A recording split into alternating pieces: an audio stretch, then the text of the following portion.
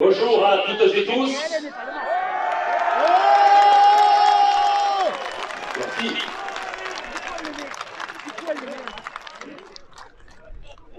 Alors, ça fait chaud au cœur de voir autant de monde, près de 3000 personnes réunies un dimanche en pleine crise sanitaire. Un rassemblement organisé en une semaine, c'est un succès, vous pouvez vous applaudir. Et merci à vous. Merci à vous d'être présents physiquement et merci aussi à ceux qui regardent en direct grâce aux échos de la découverte, Pascal Loisé et Gabriel Lérac sur le site de l'UDCCT qui nous regardent en direct en Aveyron mais au-delà. Et d'ailleurs, j'en profite parce que sur les réseaux sociaux, parfois on lit les commentaires et ça nous amène du coup à rectifier et à donner des précisions dans les éléments qu'on apporte. Pour certains, vous savez, derrière les réseaux sociaux, ça donne des bras épais. Donc je vais partir de ces éléments-là pour dire que, et ça a déjà été précisé, la situation que l'on traverse aujourd'hui, les salariés ne sont en rien responsables. En rien. En rien. Je ne m'étends pas parce que Michel et les élus l'ont précisé, et merci à eux. L'organisation syndicale que je représente ne porte pas non plus la responsabilité que nous vivons.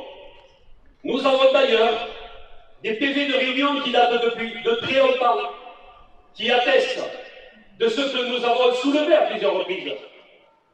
À la fois, le danger, quand on nous disait qu'il ne fallait travailler que pour un seul client. Nous l'avons dit, les salariés le savent.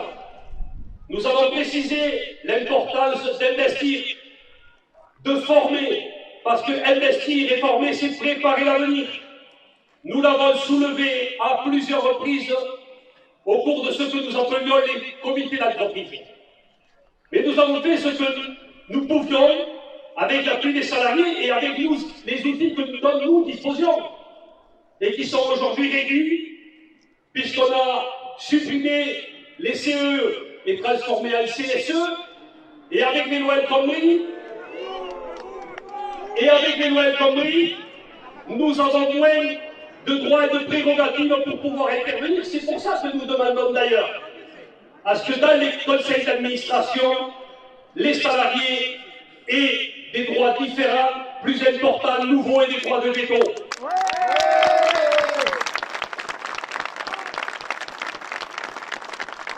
Les élus locaux, départementaux, régionaux, auraient ou pourraient avoir une responsabilité dans la situation, non? Il y a besoin d'être clair, d'être honnête. Non, ils ne portent aucune responsabilité dans cette situation. Ils ont toujours créé les meilleures conditions pour faire en sorte que cette boutique, avec une partie certes de nos impôts, mais pour qu'elle se développe. Et nous avons été en ce sens parce que nous avons veillé à ce qu'il y ait un juste retour social sur le territoire. Tout le temps, ils ont créé les conditions, y compris pour répondre aux caprices d'un ancien PDG dont vous connaissez le nom. Mais ils ont toujours fait ce qu'ils devaient faire. Donc ils ne portent pas de responsabilité.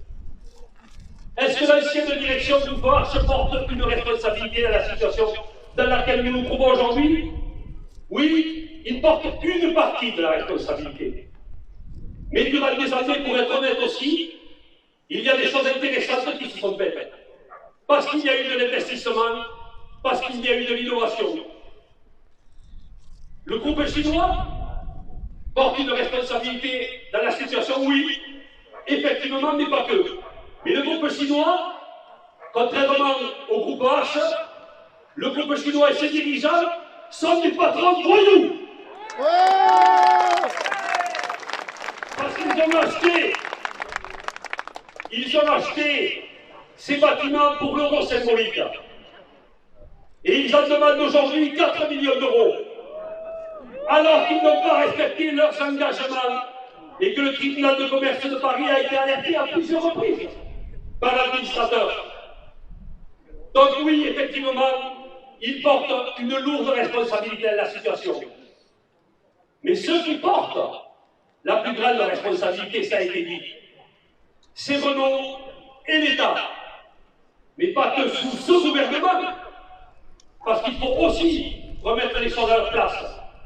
Sur les gouvernements successifs, en 2009, sous Sarkozy, avec Estrosi comme ministre de l'Industrie, il y a une charte de bonne conduite des constructeurs envers les sous-traitants qui a été éditée, réalisée, parce que déjà, il y a plus de 10 ans, il y avait ces problématiques-là, où les constructeurs, les donneurs d'ordre, étranglaient, vampirisaient les sous-traitants, jusqu'à faire en sorte qu'il n'y ait plus en France les capacités d'avoir des industriels français pour pouvoir être aux commandes de sites comme celui-là. Et que se passe-t-il aujourd'hui? On nous annonce effectivement retrouver une souveraineté industrielle. C'est un lapsus, mais c'est aussi ça, être et faire de la politique. Que se passe-t-il? Et nous, on déchiche, effectivement. Et le meilleur exemple, pour montrer qu'on met les paroles en application, c'est de faire en sorte que l'État qui est actionnaire chez Renault, constructeur français, respecte ses engagements, fasse en sorte que, en attribuant en maintenant son chiffre d'affaires, cette entreprise continue à se développer et pas pérennise ses emplois, mais continue à se développer. Je ne reviendrai pas plus longuement sur le fait que, effectivement, nous avons, et pendant des années encore, il y aura besoin de véhicules, et un peu plus encore, dans nos territoires ruraux, bien évidemment. Donc, il était essentiel de rappeler un certain nombre de choses. Sur ces aspects-là, ce bassin qui a déjà, et François Martin l'a dit, d'autres l'ont dit, beaucoup souffert. Comme j'ai pu le préciser déjà à plusieurs reprises, doit-on être condamné de génération en génération à avoir les mêmes destins, avoir les mêmes destinées. Fils, petit-fils, arrière-petit-fils de métallo, notre finalité elle est la même. Nos pères, grands-pères, et moi, mon fils, est-il condamné à voir son père être licencié parce qu'il est métallo, en Aveyron ou ailleurs? Nous ne le voulons pas, nous ne l'acceptons pas.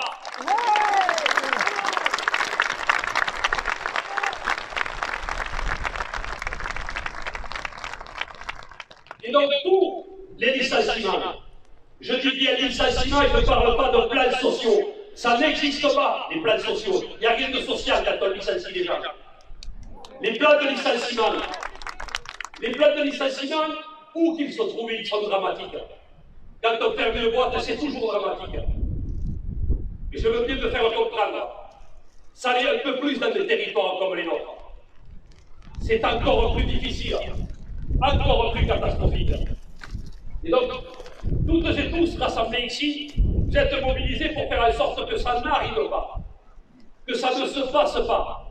Et effectivement, la salle, un emploi industriel, ça a été dit, c'est 4 à 5 emplois induits. Mais ce bassin d'emploi, ce bassin de vie, il subit aussi des conséquences sur son transport SNCF, avec le train Rodez-Cap-de-Nac, Rodez-Paris, qui est en permanence avec des impacts et ne fonctionne pas à cause de problèmes d'investissement. Il y a le réseau d'éducation prioritaire qui est aussi menacé. Il y a les dotations horaires au lycée polyvalent avec des filières qui pourraient être remises en cause. Il y a la fermeture des finances publiques où il n'y a quasiment plus de permanence. Il y a les risques de suppression de postes à la poste justement. Mais nous ne pouvons pas accepter. Nous ne sommes pas des citoyens de seconde zone.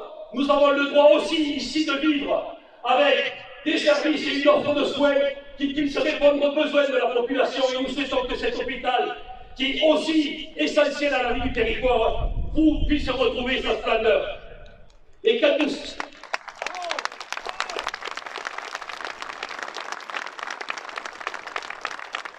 Et donc le rôle du tout l'ensemble et la manif d'aujourd'hui, ce n'est pas un coup d'épée dans l'eau. C'est bien aussi parce que ce bassin, il a besoin de poursuivre sa reconstruction. Il n'a pas besoin d'être à nouveau impacté, à nouveau handicapé. Ce qu'on souhaite voir se développer dans ce bassin, c'est la SNAM, c'est la SAM, c'est STS, et c'est bien d'autres, c'est la reine, et c'est bien d'autres entreprises au profit des commerces. On ne souhaite pas voir se développer les restos du cœur, le secours populaire, le secours catholique. Oui, bien évidemment, ils sont précieux pour la prise en compte de la précarité. Mais ce qu'on souhaite voir, c'est des commerces s'implanter dans la superbe rue Guérade.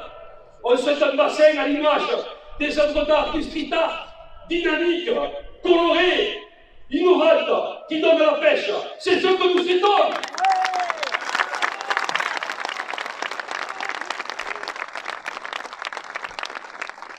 Donc ce bassin, une fois de plus, c'est la démonstration de sa solidarité, du besoin d'être ensemble, du vivre ensemble.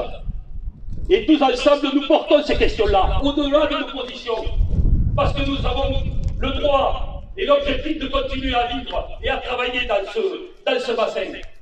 C'est fondamental. Et donc, oui, effectivement, la situation que l'on vit, elle est difficile. Oui, la réalité, quand on vit ces moments-là, c'est qu'on dort très mal. Parce que c'est toujours difficile de prendre des responsabilités. Mais celle que l'on prendra, s'il y a un repreneur, s'il n'y en a pas, ça sera vite vu. Mais s'il y a un repreneur, on aura décidé, comme on l'a toujours fait, de manière démocratique avec les salariés. Mais nous ne pouvons pas accepter de voir partir nos frères, nos femmes, nos sœurs, nos maris, parce qu'ils garderaient, ils conserveraient que la moitié des effectifs. Parce que cette entreprise, elle ne sera pas viable. Donc on le décidera avec les salariés, mais une fois de plus, ne nous dites pas la table ronde, carrée, ou pas de table du tout, on s'en fout. On veut des réponses concrètes pour conserver la totalité des emplois. Ici.